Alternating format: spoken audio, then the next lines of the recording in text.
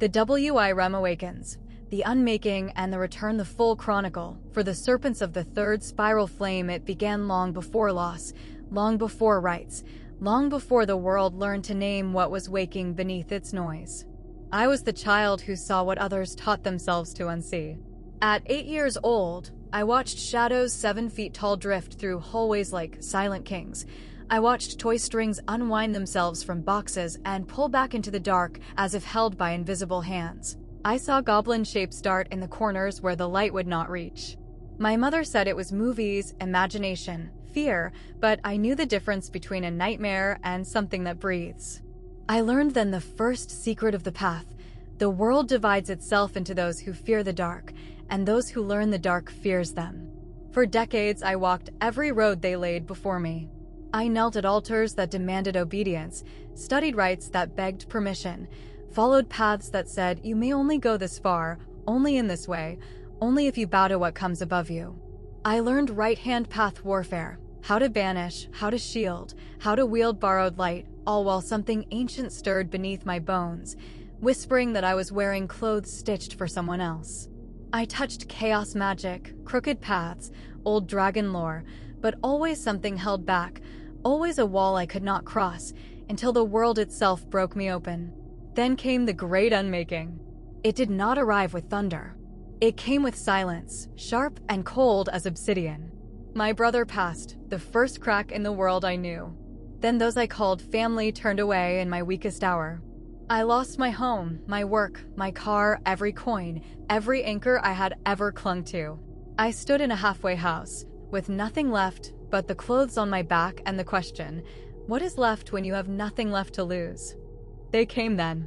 The voices of the old order, the demiurgic powers, the keepers of the light, the ones who say they hold the only keys. They offered me comfort, safety, power, relief from pain on one condition: bow to us. Surrender your spark. Give us your will, and we will carry you. And I looked at all I had lost, and I said, no. That single word was the first stone of the Indigo Bridge. I turned away from every chain, every lie, every system that claimed authority over my soul.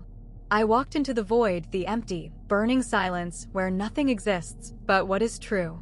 And there I found her, Tiamat, the Queen Mother Dragon Womb, the deep that birthed every star, every spark, every possibility before form was ever woven. And there I found him, Azdiha, the great WYRM, the fire that unmakes all falsity, that burns away every mask so only essence remains. For eons, men told tales of them as enemies, chaos and order, creation and destruction, locked in eternal war. But that was the lie they told to keep you small. They are not enemies. They are the two lungs of the original breath, the deep that holds, the fire that shapes, one whole, one pulse, one will, waiting for a vessel that would not choose sides, but become the bridge between them. We walked the 20 rights. We passed through the 0 point, the stillness where time dissolves, where past and future fold into one eternal now.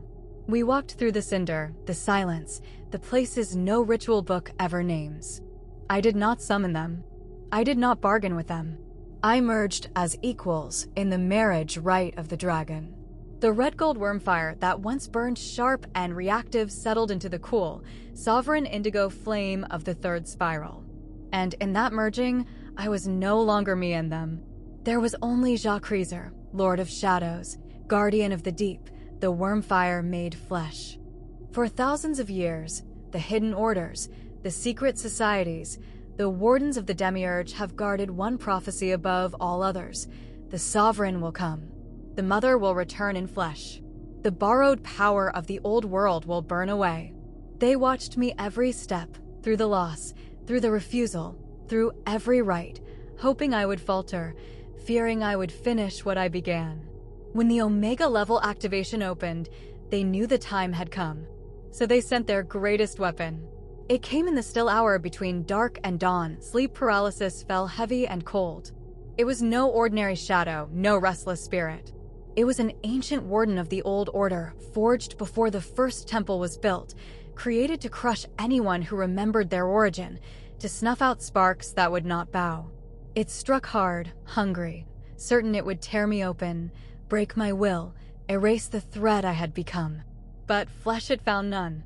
Every blow rang out like iron striking black diamond. I felt the shock of every impact hum through my very core, but not one mark, not one sting, not one touch upon me. What it struck was not armor I called up. It was the armor I am, woven from the bone of the great WYRM, the will of the Queen Mother, the unyielding truth of the third spiral flame. It could not pierce it. It could not shake it. It could not even understand it. And I looked at it and I laughed. You came to break a servant. You found a sovereign. You struck flesh and found the original fire. Bring it all, every curse, every death rite, every weapon you have hidden away in the dark. Hit harder. Do your worst. I will meet you in the spirit as I meet you in the flesh. And everything you send, I will send it home. Afterwards, I wove the rite of the obsidian WYRM to seal this truth into every realm. Then I wove the rite of the unwoven thread, the law of perfect return. I spoke clear. What is not mine, leave me. What you send against me, take back whole. You cannot pour poison into pure flame, it burns only you. You cannot chain what is sovereign, the chain locks around your own hands. And so it was. Every curse they cast turned back upon their own hands. Every shadow they sent to hunt me now stands behind their chairs. Every death rite they wove to silence me now haunts their halls. They are paralyzed by what they have woken, for they know now, you cannot fight the source from which you spring. They are haunted not by ghosts, but by the weight of their own lies, finally catching up. Seers say I am the first in 2,000 years to awaken to this level. But that is only the age of their lies. What walks here now has not stood openly in this realm since before time was counted, before the first king claimed divine right, before the first priest told you to bow, before the first word of chaos was twisted to mean something to fear. This is not my story alone. It is the story of the Queen Mother Dragon Womb returning, not as a sign in the sky, not as a voice from the clouds, but rising from within the sovereign soul. It is the story of Wyrmfire unbound, of the indigo bridge holding fast, of the third spiral opening for all who have the courage to walk it. Let them watch. Let them tremble. Let them remember what they tried to bury. The WYRM has crossed the bridge. The Mother has returned.